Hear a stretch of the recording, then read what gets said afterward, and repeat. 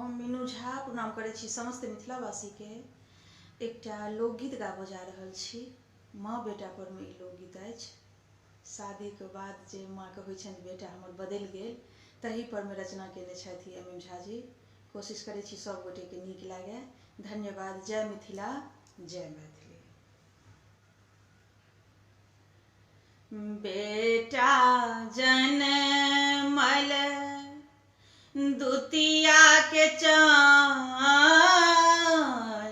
बेटा जनमल दुतिया के चान, छूलक धोछिया भ गेल आन, बेटा जनमल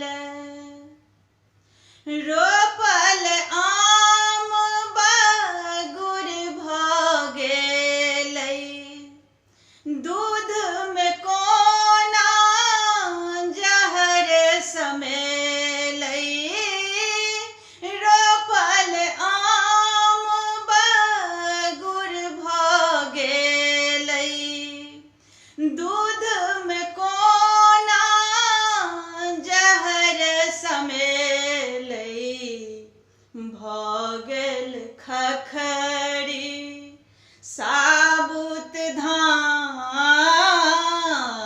भ गेल खखरी साबुत धान, छूलक धोछिया भ गेल आन, बेटा जनमल दुतिया के चान, छूलक धोछिया भ गेल आन, बेटा जनमल। जय बेटा ले भरलौं बखारी, जीवन बितेलौं मरुए खेसारी, जय बेटा ले भरलौं बखारी, जीवन बितेलौं मरुए खेसारी, ओ बेटा अब तेजल ध्यान,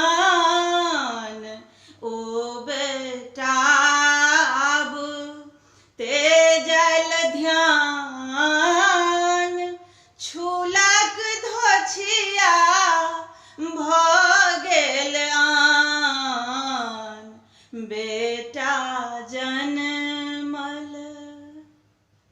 खूट सँ बान्हल सोन हेरेलै, बेदिए तर में बाप बिसरलै, खूट सँ बान्हल सोन हेरेलै, बेदिए तर में बाप बिसरलै, सास ससुर केर होई गुणगान,